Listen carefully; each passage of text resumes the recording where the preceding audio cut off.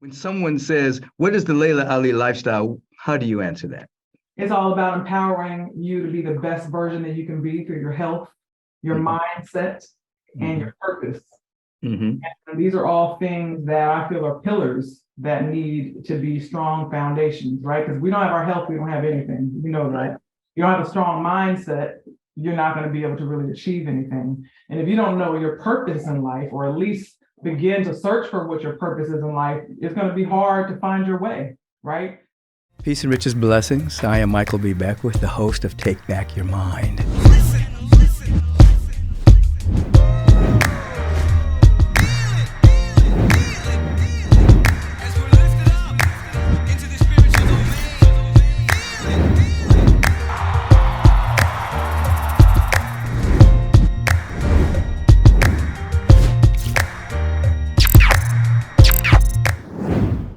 Peace and radical blessings and dynamic blessings to you. I like to say dynamic blessings because blessing means a conferring of more life upon us.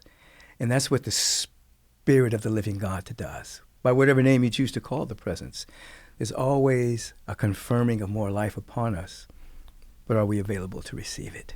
So I welcome you to Take Back Your Mind. And today, I get to have a conversation with an individual that grew up right here at Agape International Spiritual Center. Individual I used to see run through the halls.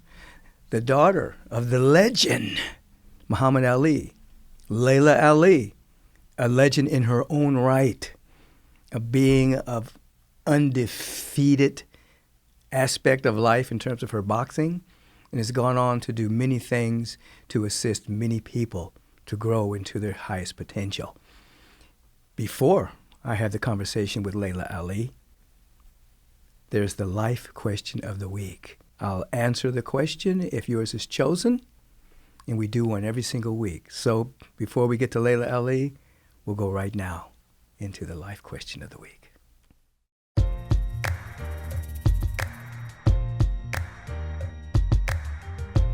Blessings again, and we're ready for the life question of the week. Comes from Shannon, Middlebury, Connecticut, who asks, I've been trying to practice meditation for about 2 years. Sometimes I do great and practice a little every day. Sometimes life gets too much in the way and I practice a couple of times a week. But the consistent thing is that my mind keeps talking. There are running to-do lists in my head, replays of things going on, etc. I don't know what to focus on. I took an in-person meditation class and the setting was very peaceful. I might have actually had a few quiet moments there. But at home, when I try to meditate early in the morning before my family gets up, it's just a mantra of everything I need to get done for the day. This happens even during guided meditations. I keep catching myself lost in my own thoughts. How can I keep quiet? There's a lot of material in this to talk about. First of all, you say, sometimes I do great and I practice a little every day. Doing great, what does that mean? Sometimes we label meditation. I had a good meditation, I was doing great. I had a bad meditation, my mind was all over the place. There is no such thing as a good or bad meditation. Every meditation, every practice of meditation carries with it something to contemplate. When the mind is going crazy, when it has running to-do lists, when it has fantasies, conversations, projections into the future, ruminating about the past, that's all mind stuff. You simply have an intention to wake up to your glorious nature, and you just witness all of that stuff. You don't try to make it go away. You don't resist it. Now, the vanity of the ego has a word that makes things difficult. And you use the word, lost in my own thoughts. When the vanity of the ego says mine, there becomes an identification with those thoughts. And when there's an identification with those thoughts, there's a replication of those thoughts. They're not your thoughts. They're just thought forms. They're coming from the world. They're coming from imprints that have happened to you. They're coming from society. They're coming from miseducation. They're coming from the world of phenomena. They're not yours. They're just thoughts passing through. You are the field that the thoughts are passing through. They are not yours.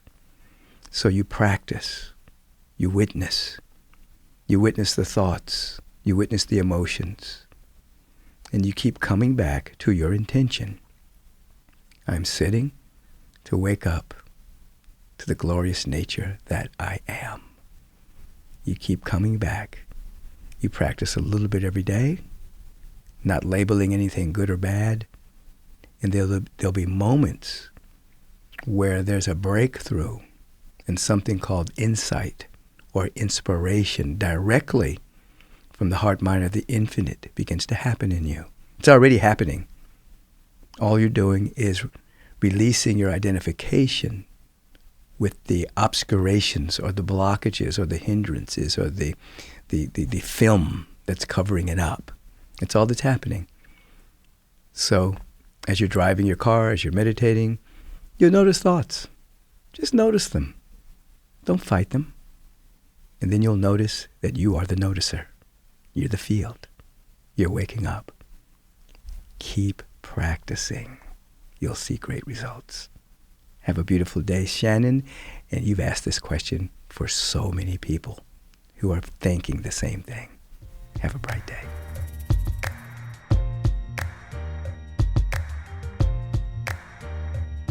Peace and blessings to everyone. As you know, I'm Michael B. Beckwith, founder of the Agape International Spiritual Center, and I welcome you to the podcast, Take Back Your Mind. I have with me today, Laila Ali, world-class athlete, fitness and wellness advocate, TV host, home chef, founder of the Laila Ali Lifestyle Brand, mother of two, daughter of the late beloved global icon, Muhammad Ali, great humanitarian. She's a four-time undefeated boxing world champion, heralded as the most successful boxer in the history of women's boxing. She's also a regular panelist and contributor for the CBS Sports Network all-women sports commentary program, We Need to Talk, the first of its kind in the history of sports broadcasting. She's also the past president of the Women's Sports Foundation. As a TV host, she's hosted several shows, including the Late Night Chef Fight, All In with Laila Ali, Everyday Health, and an Emmy Award-winning homemade Simple. And as a home chef and entrepreneur, Laila has a cookbook, her own line of organic spices. I have some. Nutrition supplements, skincare, apparel, home decor. You can discover more at LailaAli.com. I'm thinking about that. Remember that movie, Laila, Five Heartbeats? Yeah. The guy says, "What is it you don't do?" You know what I'm thinking? First of all, welcome. It's good to see you always. And we've known each other for a long time. But for some reason, I was just thinking about the fact that you were on a program with Hulk Hogan. Remember that? Yeah. And you were the one who actually got Hulk Hogan to come to Agape.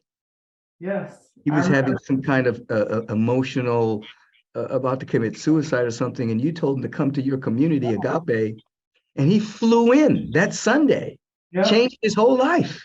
I know. It's amazing. I've tried to send so many people there, but he actually went, and the timing was perfect. And I remember when the media reached out to me and was like, Hulk Hogan said you changed his life, and I was like, really? He didn't tell me that, so, but yeah, it was amazing. So divine intervention. It was. I can remember when he was under a lot of scrutiny about supposedly being a racist or something. And he says, wait a minute, my minister is Michael Beckwith. I go to Agape. My friends are black and white. How can I be a racist? And I remember I saw him on the news talking about me, but for some reason that just passed through my mind, how we're connected to so many people. But let me ask you a couple of questions. Because you talk about the fact that, let's go first of all, what is it like being, the daughter of Muhammad Ali? I mean, this is one of the greatest icons on the planet. I mean, obviously, he was our hero, by standing up to the United States government and saying, I'm not going to go to a war, which later history has now shown that the war was unjust. See, I'm not doing it. Lost many years of his being able to fight. I mean, what's it like being a daughter of this man? I mean, I obviously it wasn't all peaches and cream, but how did that impact you? Well, it's the only life I know. Yeah. Uh, and I would say that the elevator speech answer to that is that it's amazing to have um, him as a father, as a role model, to have that energy, Mhm. right? Right there in my household, and to watch this man that people bow down to, and just cry upon his presence. And everyone felt this connection to, and to be able to see who he really was as a person at home and how he interacted with everybody, no matter, what their position in life was, how he fathered us. He was just a kind individual at his core. He was a giving individual, and he was someone who truly believed in just doing the right thing. And that is something that's been ingrained in me. Mm.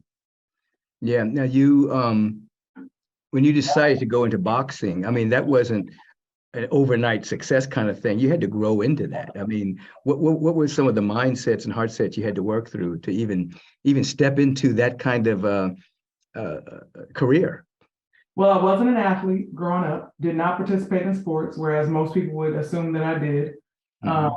I, on the other hand, was out there trying to be being bad girl, as you know. But you got to Right. ask the question for the folks watching that don't know. I know, but I always was searching, right, to find my own identity and to find people that I felt like to me for me, not for who my father was. So I had to start with a clean slate, and I realized this very young. But being that I was also a rebel without a cause, that I was dealing with a lot of issues at home. There's a lot of dysfunction in my household with my mom when she got remarried. Mhm.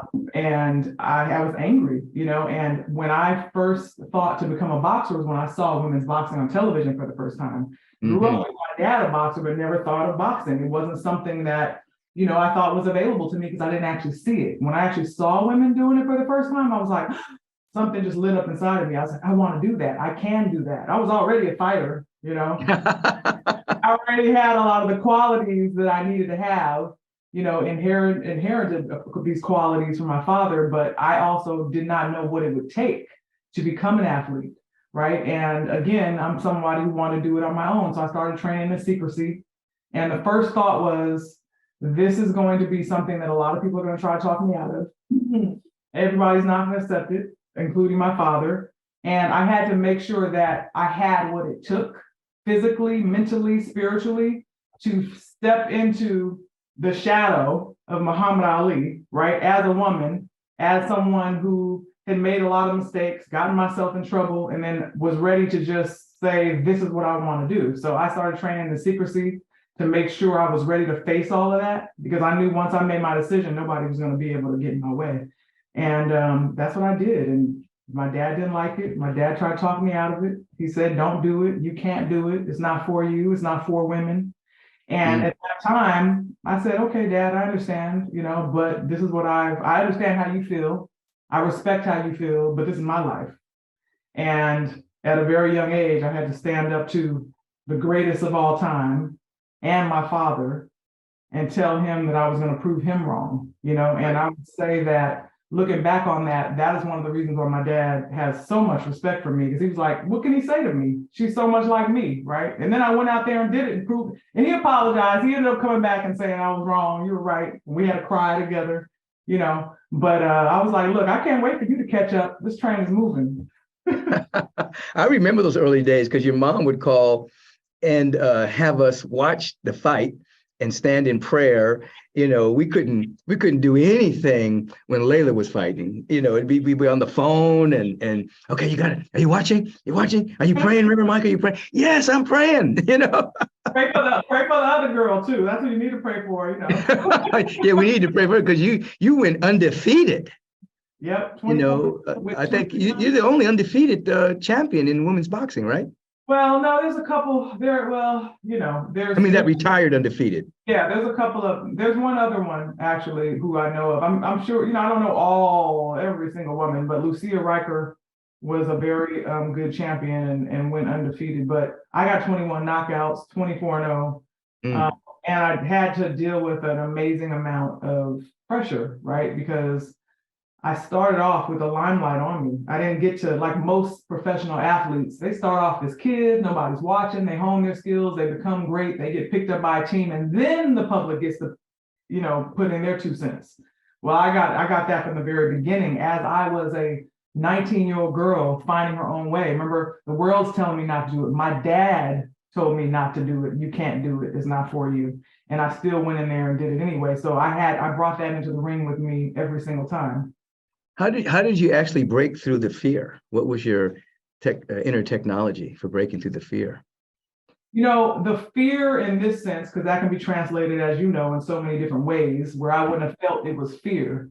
But I remember when I first had the idea, I went home excited that night after seeing women's boxing. I was like, I want to do this. Oh my God. And then I woke up the next morning with the fear, like, what's everyone going to say? I don't know what to do. I'm not an athlete. I thought of all the reasons why it wasn't a good idea. And just this commitment that I had at the time. I had my nail salon. I've always been ambitious. I had a nail salon. I remember you did my mother's nails. Yeah, yep. Alice was one of my favorite clients, and I was living on my own, supporting myself already. And I had a plan. So for me, I had to, but it kept calling me, right? But I had to tell myself, like, it's okay. It's okay to switch directions, right? But it was a crazy direction to be switching in, so I had to do a lot of prayer and I had to go and do the work. That is what I do. My confidence, my fighting the fear comes from preparation, right? I had to go into the gym. I had to go face everybody, face the gym, see if I had what it took, see if I felt good about it. Because the concept is one thing, but you actually have to get moving, right? And I felt as confident as ever, and I just went for it. And then there wasn't really any fear after that. There was a fear of failing, maybe, and that's why I trained so hard, Right. Now you became president of the Women's Sports Foundation. What was your responsibility there, and how do you feel about the work that you did there? Well, Billie Jean King is just amazing, and that's her organization that she started. And I supported they supported me and other female athletes, and I supported them by just going to events. And one day she asked me to be the president. And I was like, the president, like I felt really intimidated, and that's not something that happens to me hardly ever. But I'm intimidated by the opportunity because I felt like most of these women grew up in sports.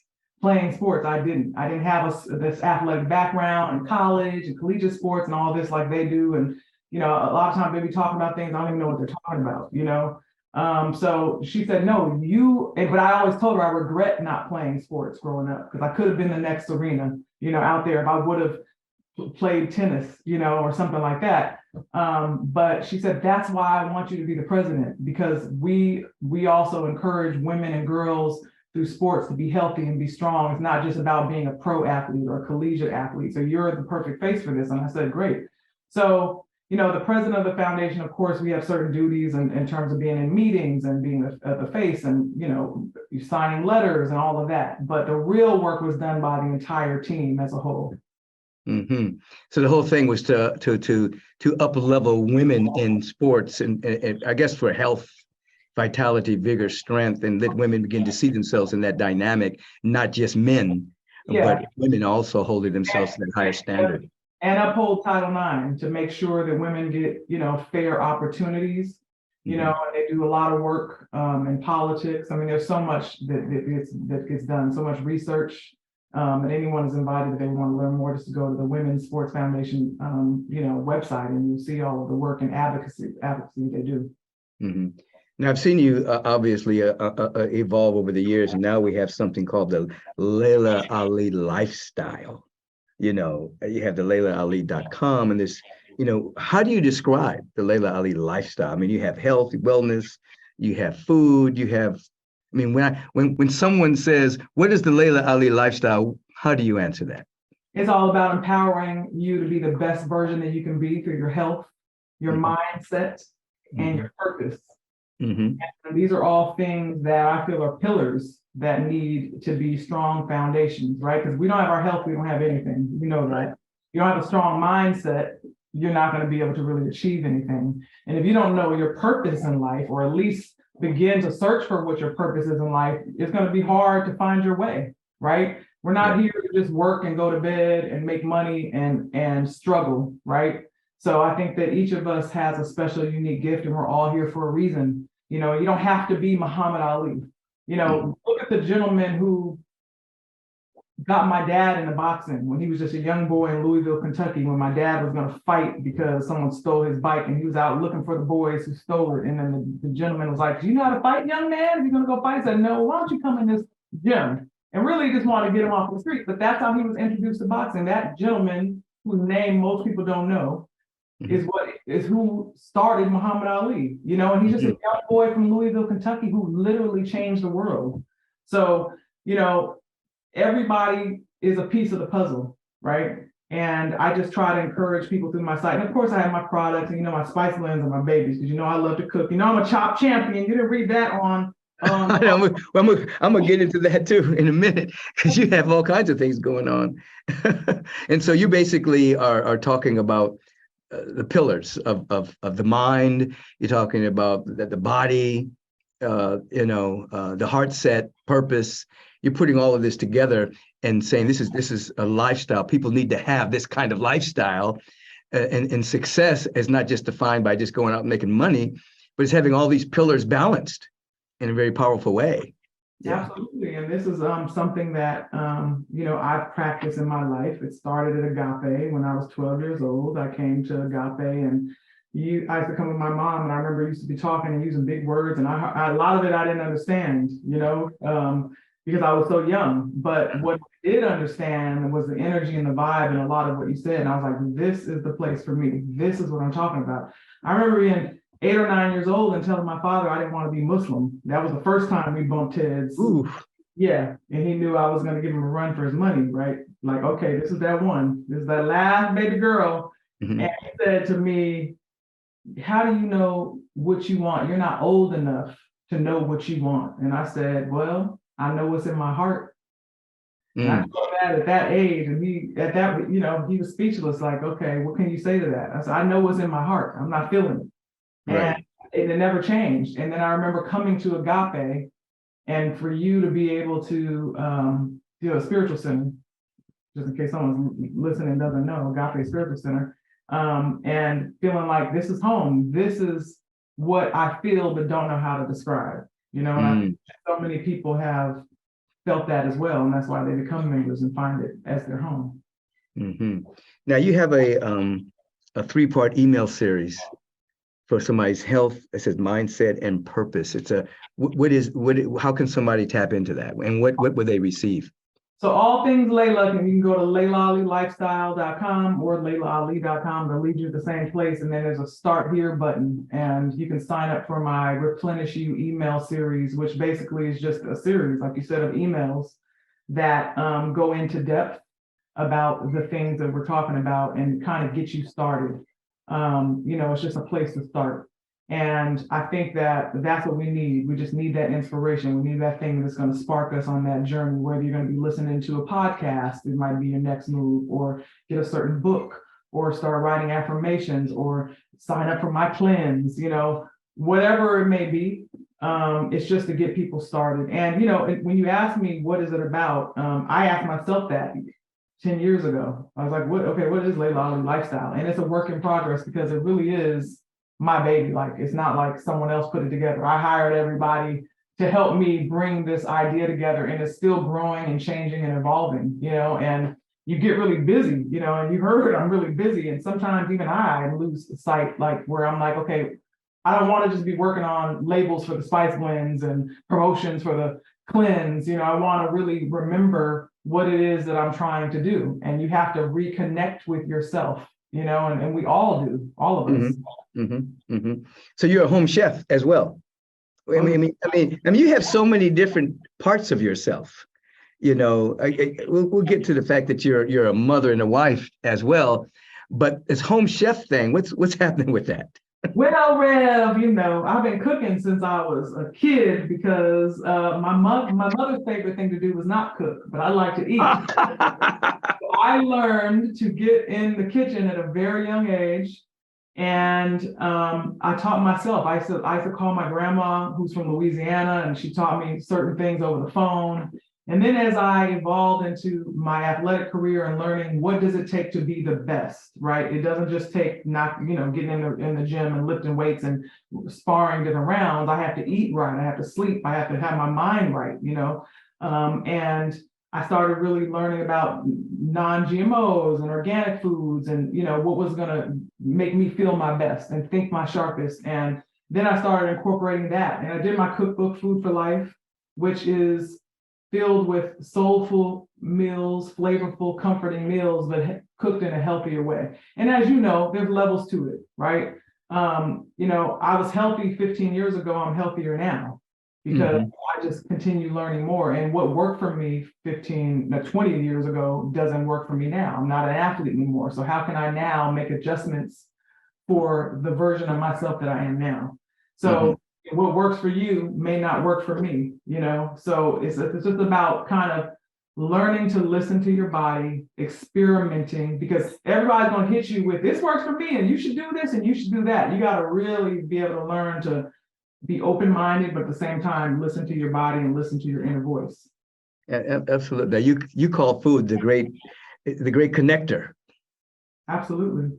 I guess to best memory. So when you think about eating, you're thinking about not only the nutritiousness of the food, but you're also thinking about what happens when the family eats together, how people connect food to memories and different times of the years. And so it's not just like rushing in and grabbing something to eat, but actually having a meal. Yeah, and food is love. It can be. It's not for everybody. You also want to. That's why I love to cook at home, because you never know who's in the back in the kitchen cooking your food and what kind of energy they're working with. You know what I mean? Right.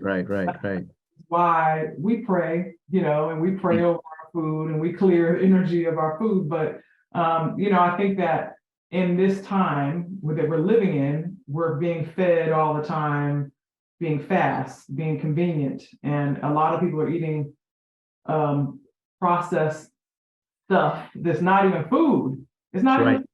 Right. And our bodies, our hair, our heart, our lungs, everything about you, your skin, starts off from the food that we eat, and it turns into those things, right? So our body is constantly trying to keep up with, the abuse that we give it a lot of the time, thank God, but at a certain point, sometimes people's bodies just breaks down and can't take anymore.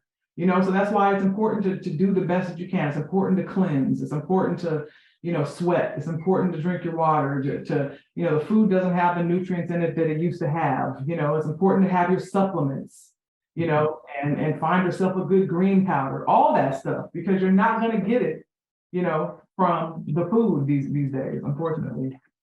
Absolutely. Now, I'm really appreciating what you're saying. Now tell us a little bit about you have. I mean, I have some, so I already know this, but you have your seasonings and things that particular food for life. You have your own nutritional line, and I definitely agree with you in terms of the food as a connector. Just a few weeks ago, I'm busy, so I'll order stuff with me and the family and things like that. But I said, you know what, I'm going to cook. So I got some organic cabbage. I got some organic potatoes. I started making this cabbage and potato idea. And so my daughter comes in and she says, what are you doing? I said, I'm cooking. So then she joins in and she starts cutting up the cabbage and potatoes. I'm cutting up the cabbage and potatoes. My son comes over. He starts cutting up stuff. Then my grandson comes over and he says, let me help. So we're all in the kitchen cooking this meal. And it went from just me cooking dinner to everybody joining in. I didn't ask them to join in. Everybody just joined in and started cooking. So we ended up having this great meal. And then it created this beautiful memory, because I think it was like around a time my mother would have cooked something, and my mother's passed on, and my kid's mother had passed on. And so like this new memory emerged of all of us cooking together, this very healthy meal, not processed, not ordered out. And then a few days later, I put together this really wonderful organic soup, got all the vegetables, cut it up. And the same thing kind of happened. My daughter came over and she started helping, and my son, and it became like this family dynamic of cooking together. Now, when I first said I was going to cook, I didn't think about the ramifications of everybody joining in. I was just going to cook a meal and have everybody eat, but it became a collaboration, and then it became a memory, and then it became a part of a discussion of my mother and their mother, and it was just like, so when you call food a great connector, it's always going to be a very powerful memory in my mind of just wanting to cook some soup, and how it became just like this very family connection. So I'm with that. So I even think that the love was probably more powerful than the nutrition in the food itself. You know what I mean? Just the love of the moment. And I'll always remember that. Now, and I think we're in a fast food nation. So when fast foods first hit the market a number of years ago, it was only meant for a person to do it once, maybe twice a week, if in fact they were rushing. But now people are like eating this stuff every day, and it doesn't have any nutritional value. And the rise of illness is increasing because people are not eating. They're not eating food. You just mentioned it. Yeah, well, heart disease is the number one killer. Diabetes, obesity, directly related to our lifestyle choices, right? And you just can look around and see everyone with carrying all this weight, right? And it's just not healthy. And we're also living in a time where people want to applaud that, right? Where this isn't about, just being looked down upon. This is about, if you're carrying 60 pounds, 100 pounds, 200 pounds, carrying that weight every day, you don't think that's going to tire you out? You don't think that's putting a strain on your organs, on your body? It is. So we really need to get back to trying to be the best version of ourselves. And when we eat the right foods, when we get our exercise, and we let go of the stress in our life and get balanced, then all of that extra weight, physically, spiritually, mentally, starts to fall off, right? Yeah. So that's like, again, those are the things that I try to encourage. I am totally not a fanatic. I'll have the things that I love. If I want to order pizza on a Friday for me and the kids, and I will. Will I try to find the highest quality pizza place that cares about their ingredients and might be, locally sourced tomatoes and non-GMO wheat? Yeah, I will, because I understand the importance of that. But, it's what you do, and you touched on this, is what you do 75, 80% of the time, which is really going to matter most. Absolutely. Now, what motivated you to do, I know you have cookbook, but what motivated you to do the Food for Life spices? I mean, I've been watching you. So I've been watching you just every iteration of yourself, you got something else going on. So now you got spices. And I always say, with all those products, mostly I talk about my spices, because I literally created them myself, right, in the kitchen. And one thing that I'm really good at is seasoning food well. And that's what I learned to do well from the very beginning, because we can all look at something that looks good and you taste it, it doesn't taste good, right? So it needs to first look good, smell good, taste good.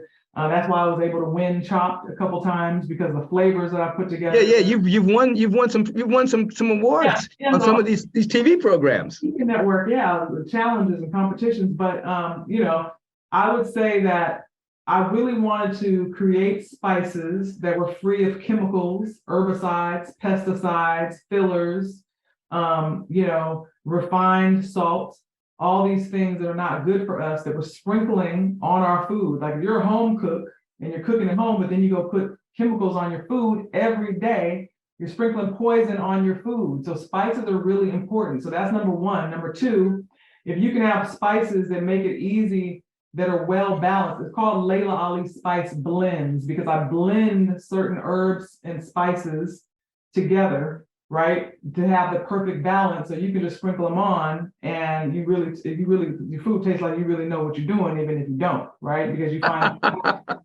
So I have. It makes you look like you're a good cook. I can throw down. Yeah, I can throw down. So you can throw down too, because I've created these spices. So, and you know what I want to offer your audience? I have a discount code for your audience that I want to offer them.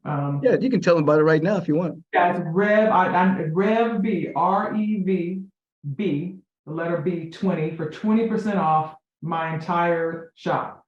So if you go to LailaAli.com and you put in a discount code REVB20, you're going to get 20% off of your entire order. Fantastic. Listen, skincare. You have skincare line. I mean, you're like entrepreneurial. You've taken your athletic boxing vision and all the hard work that you did to become the greatest woman boxer in history, and you translated that energy into cooking, cookbook, spices, and skincare as well. Yes, well, you're not the only one with good skin, see?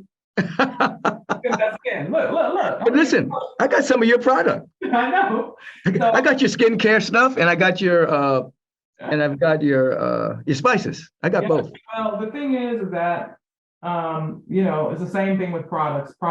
Our skin is our largest organ. Mhm. Anything you put on your skin is going to absorb right into your bloodstream, right? And again, I'm not a fanatic. I'm somebody who, I like to limit my exposure to Mhm. things, right? So you limit your exposure. So I'm not going to be spraying aerosol cans and lighting all these scented candles in the house and using certain products because I'm like, no, I want to use my makeup, right? Certain things, but I'm going to pick the best products that I can. So the skincare products are gentle, they're clean, but they're effective. And, but it definitely is something that comes from, like I said, sweating, eating right, using good products, getting your rest, just that overall lifestyle. And that is where that glow comes from, when you can just like check off all the boxes. So you still sweat? You still work out? Oh, absolutely. Yeah, I love working out. I have a home gym. I still hit the heavy bag. I warm up on my heavy bag for 10 minutes. And sometimes I might get on, my Peloton, or I might do elliptical stairs, or I might go for a run. I do some light weight training. I kind of mix it up. I get bored really easily. And then I get in my infrared sauna, which I love also to have. So, yeah. You're describing what I do as well. I mean, I work out almost every day. Yep. I have a trainer, and I have an infrared situation that I have at home. And psychologically, if I don't do it, something's off in my day. I mean, every day I have to meditate, pray, I have to work out, I have to hydrate, I have to take, I wake up, I drink my water with my lemon and my minerals. I mean, there's certain things that are just part of, when you talk about the Laila Ali lifestyle, I get it, because it's a definite lifestyle that I live, that if I miss a component in the day, I can feel that I've missed it. You know what I mean? If like an emergency happens and I've got to go, like last couple of days, there was some people I had to work with who were sick, and I had to handle that. It could throw the schedule off a little bit, but I can tell, so I have to get back to it, So I really appreciate you calling it a lifestyle. I like to call it a way of living. It's a lifestyle, but it's actually the way you live your life. And if people can get that, because some people think, well, I'm too busy and I can't do this and I can't do that. But what happens is when you build it in little by little, then that becomes how you live your life. It's just like you're not gonna leave your house without taking a shower or brushing your teeth, And so after a while, you just build in the components, your meditation, your exercise, your hydration, your proper supplements, your proper food. It is building blocks that you just build in and becomes a part of your life. Absolutely. And then, as you say, your skin, your hair, your flexibility, your strength, your mindset, your ability to think, all of that becomes enhanced. And so I appreciate the fact that you're a perfect example of someone 18, 19 years old that caught a vision, worked really hard in order to be the top of your particular division, your particular purpose, and then have translated that energy into cooking, into a beautiful lifestyle of encouragement. And you didn't start off, like you say, you didn't start off that way. You actually forged yourself into being this individual. And I know I see here, you've been involved with a number of charitable organizations, Feeding America, Food for Kids. Food for Kids started at Agape, by the way, Peace for Kids, I mean, knock out human trafficking. So kind of like your dad, you're embracing humanity and finding a way to give back. I don't even want to say to give back. finding a way to embrace organizations that are making a difference on the planet, that pulls you as well. Absolutely. Well, I think that, I get involved with causes that, I feel drawn to, right? And a lot of the time I notice it has to do with kids. It has to do with, you know, those individuals who just need help, right? Or individuals that may have lost their way. Not everybody's naturally as strong, naturally as competent as me. They need to build up their strength. But I always remind everyone that you got to go back to when you were a child and your parents or who somebody was trying to teach you how to be successful in life. It's consistency, it's priorities, right? Even when you have to do certain things, even when you don't feel like doing it, when you're starting something new. You and I don't feel good when we don't work out. We don't feel good when we don't do the things that we are supposed to do because we have already been doing them for a while. We know how good it makes us feel. But for someone who's never experienced how good they can feel, they have to find that inspiration another way. Sometimes people don't want to start or don't get ready to start until they feel bad, until the doctor says, you're going to die if you don't do this. And, so I am someone who that would be a fear of mine, if we would call it a fear. I don't feel like I'm scared, but I don't want to be someone who's sick because of something I could have changed. I don't want that feeling. So there's a lot of things that we don't have any control over, but I like to focus on the things that I do have control over.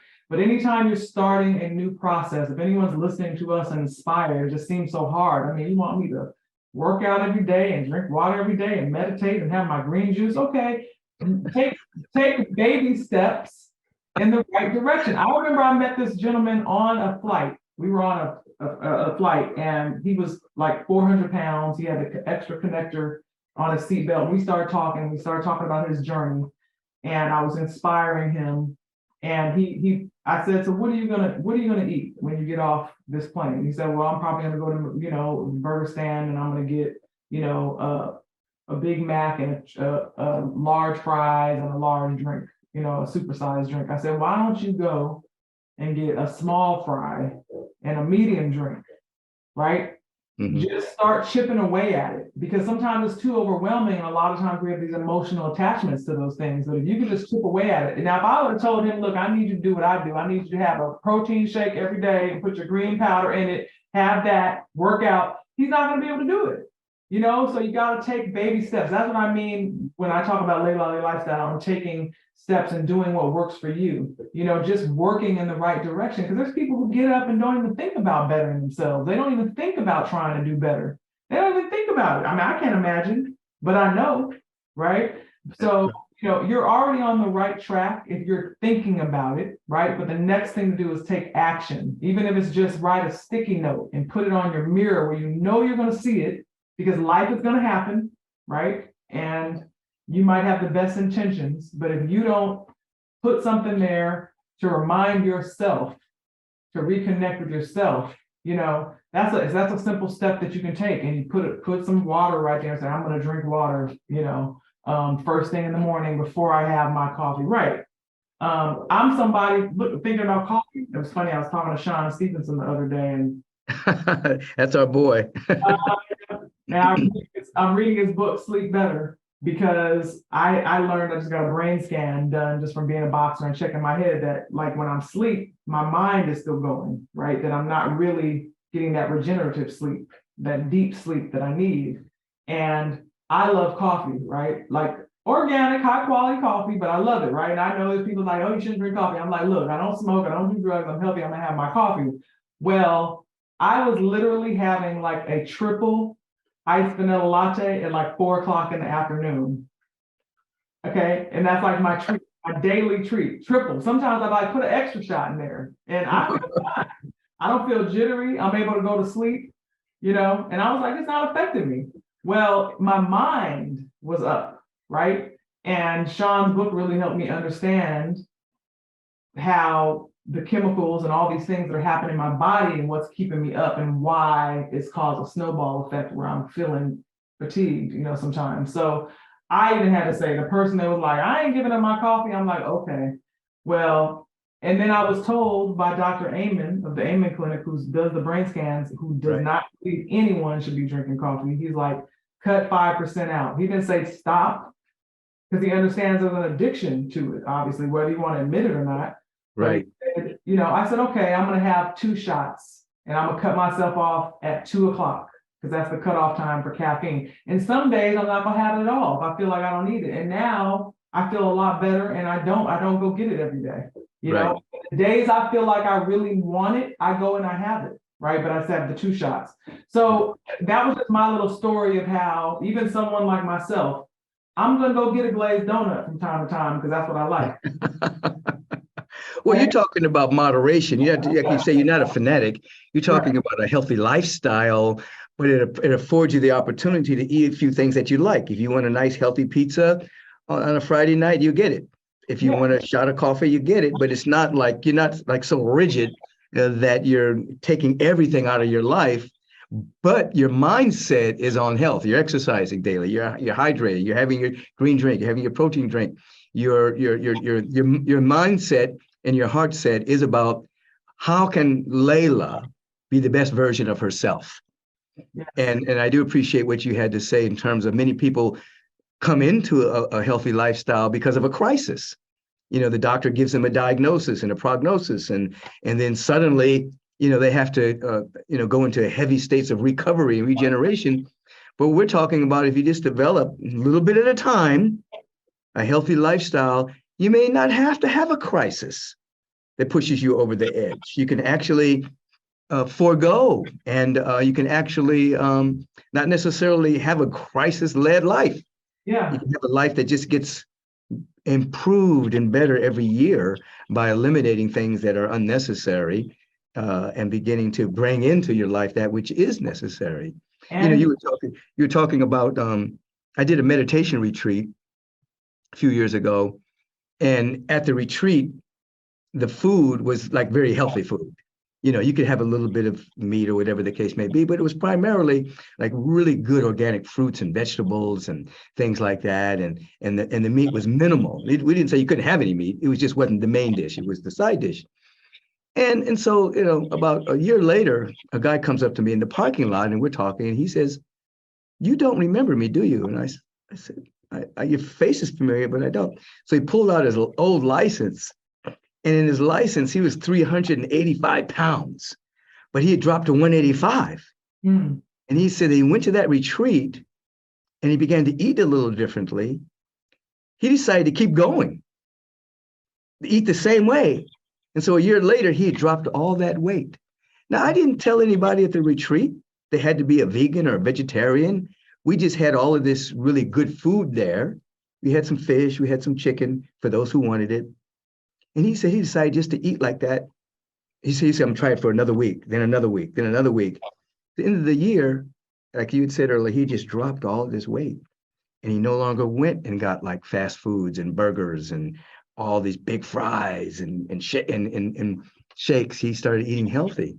It just started with just a little decision, and it yeah. changed his entire life. And you're not addicted to the chemicals that are in the food that are there on purpose to addict you to them, where Right. you're not really you're not feeding yourself because there's no nutrients in it. So you stay hungry and you keep eating more and more and more. And then you actually start looking at it, your taste buds don't even want it. It's like we're not tempted by that food because it doesn't look good to us. It doesn't taste good to us. We don't even want it. And No. that's how you can get to that point. Yes, if you're someone who eats burgers, you can go get a good plant-based burger. I can go get a good grass-fed burger. I can get a quality burger, but you don't no longer want that junk because, like I said, I can't even eat certain spices, use certain spices anymore they sell in the store because I can taste the chemicals in them. I Right. go to family members' houses that are cooking and the food has a chemical aftertaste to me Right. because my palate is so sensitive now. Like, oh, what does that taste? But they wouldn't know what I'm talking about because they eat it all the time. Right. Now let's just talk a little bit about as we bring this to a close. It's been good having you here. You are a mother and a wife as well. Now, you're married to somebody that's kind of high profile as well. Brother Curtis. I mean, how do you guys coexist together? Because you're both very strong. Curtis is very strong. We're both two Capricorns, which if you know anything I about mean, astrology, tell people who he is a little bit. I mean, I know who he Curtis is played in the NFL. is. Um, and he played for the Bears, the 49ers, the Chargers, and the Jets. Hmm. You know, he retired. He retired around the time that we met Hmm. in 2005. So he never played as we were together.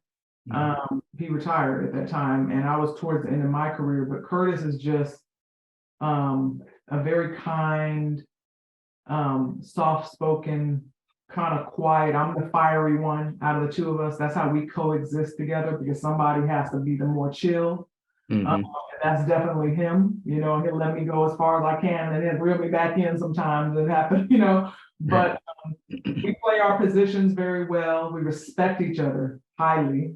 And we love each other, you know, and that's why sometimes we don't agree on things or, you know, we see things differently. We can always come to a conclusion that we're going to do the best thing, you know, for the family. And that's how we are as parents. And, you know, our parenting styles are things that are important to us in life. Our priorities are the same when it comes to family first, God first, you know. And it's funny when I met Curtis, you know, I introduced him to agape and he was like, wow, you know. I remember he was bringing his Bible when he first came, and then he was like, he really loved the teachings. Yeah, he was really, he was a Christian and he was just like, you know, I'm taking my Bible. I said, you don't need that at agape, you know, and he was just like, I'm taking it anyway. Like, so he took it and then he got there and was like, wow. And he was just so floored by everything that was coming out of you, you know, and it just connected because there's a lot of times people have these questions or things that don't make sense or whatever, and there just feels like there's something more and don't want to deal with a lot of the judgment that sometimes can come along with, you know, religion. And, you know, having this idea that God is everywhere, God is in you, you are God, we all are God, and God didn't make any mistakes.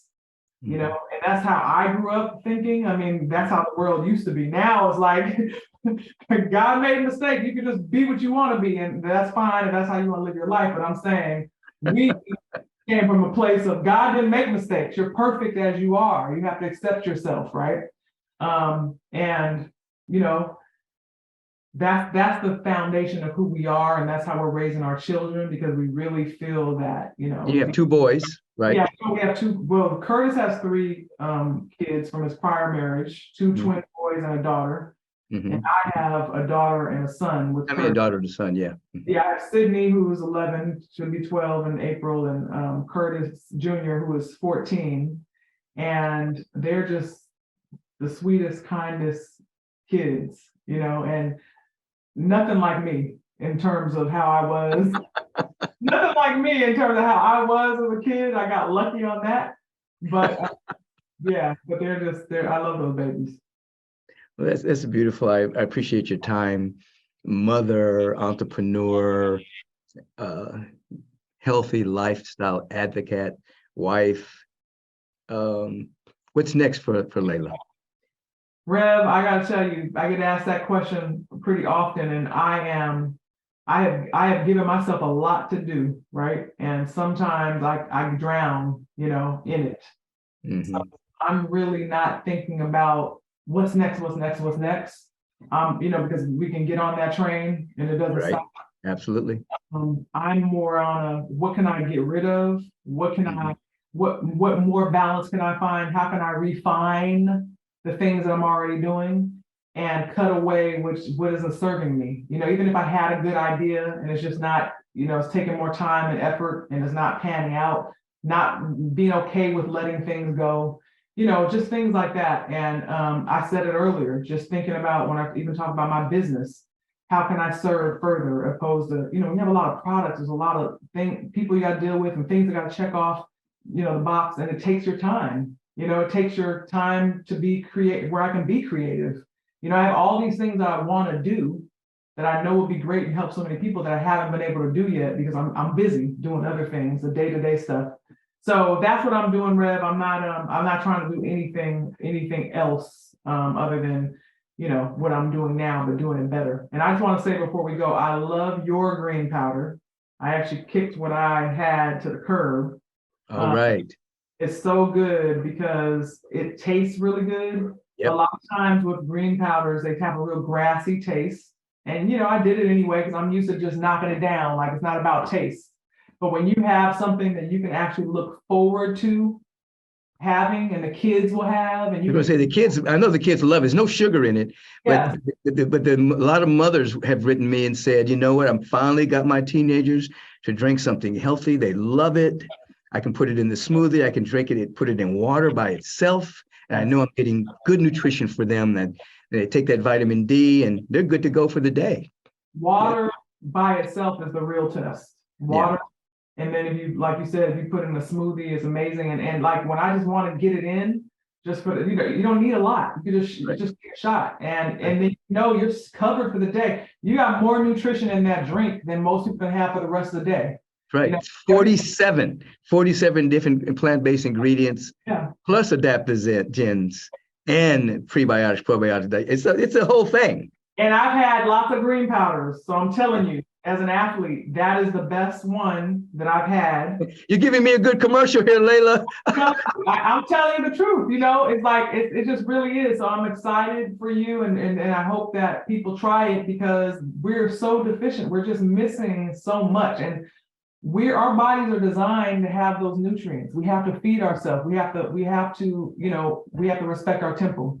So you got to respect the temple. Yep. So if she's talking about Adaptogen, you can go to neutralrise.com, who's the sponsor of this podcast, Take Back Your Mind. And we've been today with Laila Ali, undefeated world champion in boxing. And I love her so much. Laila, thank you so much for being with me today. I've known you since you were a little girl, and I've watched you evolve and grow and unfold. I'm proud of you. And keep on stepping. I appreciate you. Say one more thing. Tell them the gift that they get to give. They go to your website. Say that one more time. So you can go to my website. You can download my free Replenish You series. Okay, just get that. And while you're there, check out my shop. Check out my spice blends. You get 20% off. Normally, when I do a discount code, I do 15 or 10, but I'm giving you 20. Because I know that, you all are getting so much out of Reverend Michael's podcast. I love you all, and I want you to try my spices. So Rev B20, REVB20 is the discount code, and enjoy it. And Rev, before I let you go, I just have to say, just in case someone's asking, I can't ignore Buddy. This is Buddy behind me who just sitting here. And I want to take this opportunity to ask you real quick, what is it about me that you love, Rev? I love your brash boldness. I love your fire. Because every time we're together, whether I was visiting there in Atlanta or wherever you are, I just love that. When you get onto something, you just brash about it, and then you can pivot if you're wrong. Yeah. Because you'll go in a direction because you're going to go in that direction, but you also have the humility that you'll pivot if you learn something else, something new, you'll say, oh, okay. And a lot of people's ego would just have them keep going down the trail, not you. You want to always be on the right side of the law. And I'm talking about the universal law. Yes. Yeah. And what I love about you is that you are like my father, one of the special human beings that we have had the opportunity to have you grace us with your presence and uplift so many people, but at the same time, you're warm, you're humble, you're kind, you're real, you're just a real person. And I feel that is so inspirational for people to be able to really have that connection with what is real, because we get so caught up in our world with celebrities, right, billionaires, and they're not real. They're lost. They're controlled. This is real. Yeah. So, and anyone can be real. Anybody can find that connection. It's just that, so I applaud you. I thank you for being in my life, for all of the wisdom that you've imparted on me over the years and accepting me for who I am, right? And all of my mistakes and seeing me. And I see you and I love you. So thank you so much, Rev. Yeah, I love you so much. And I'm proud of you. And everything you just said about me is right back at you. You're a very real being. You're authentic. You're authentically yourself. So listen, give Curtis my love, and we'll talk soon. All right, Rev. Thank you. See you later. Peace and blessings. Peace and blessings, everybody. Thank you for tuning in to Take Back Your Mind and grab a nugget of what you have heard today. Any little tiny nugget that you've heard, put it into practice, and your life will change for the better. Have a bright day.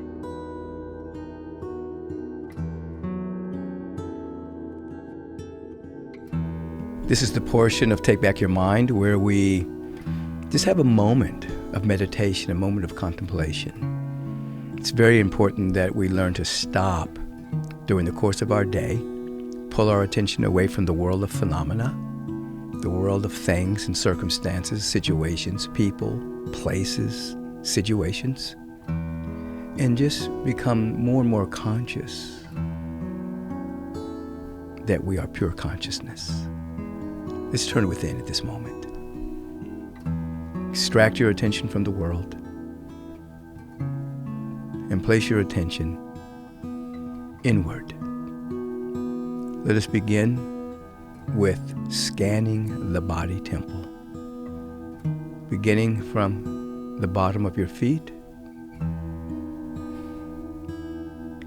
And as we rise, scanning the body temple, we're giving the body temple permission to not only relax, but we're giving permission for the body temple to come into a state of wholeness, wellness, well-being, and dynamic health. You're giving permission for the cells of the body temple, for your very DNA to come into harmony with wholeness, wellness, and well-being. Your DNA and your hereditary patterns are not your destiny.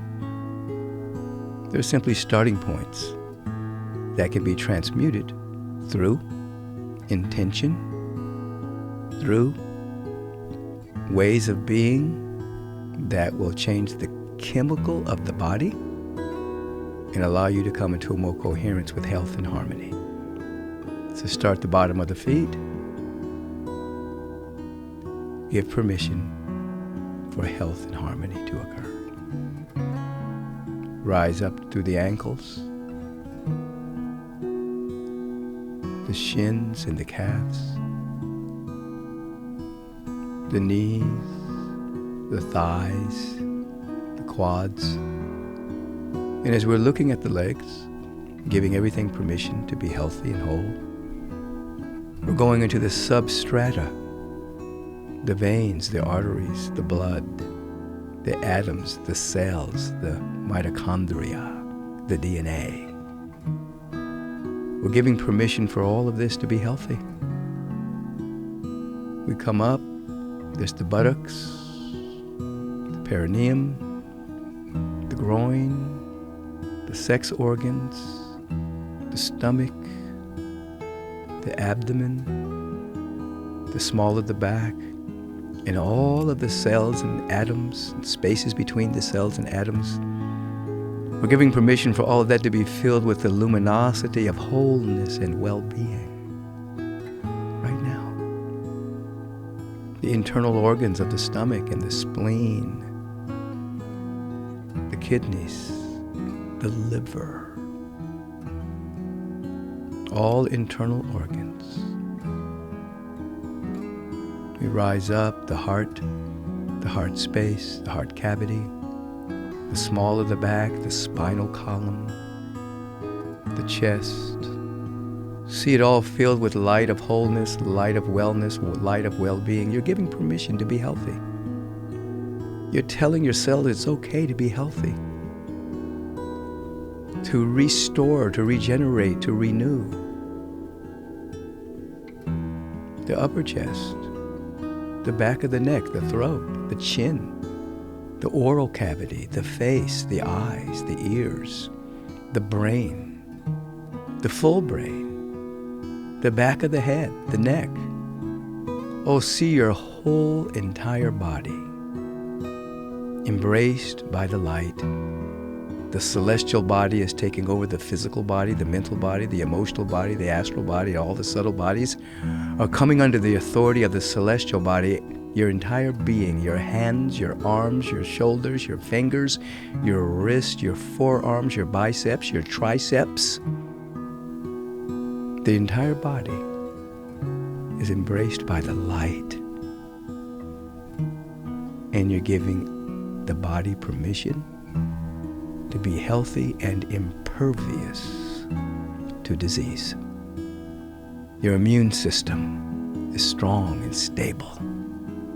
It can withstand anything. Give thanks for this. Say, I am totally healthy. Say, my body temple vibrates at the frequency of wholeness. And it's happening now. And so it is. Amen. As you open the outer eyes, that's also now blessed. Your ears are blessed. As you open your eyes and make your ears available to hear, have a beautiful day. And give yourself permission to have a magnificent day and week. Take back your mind. Your time is very valuable, so I want to thank you for lending us your ear and participating in taking back your mind. If you want to submit a question for the question of the week, please submit it to podcast@michaelbeckwith.com. If you've enjoyed what you've heard today, please submit a review and let us know your thoughts. Stay on top of current episodes by subscribing to the podcast so that you'll receive alerts and not miss one single episode. And feel free to share this podcast with all of your friends and family. And until we meet again, take back your mind, and you will take back your life. Peace and blessings.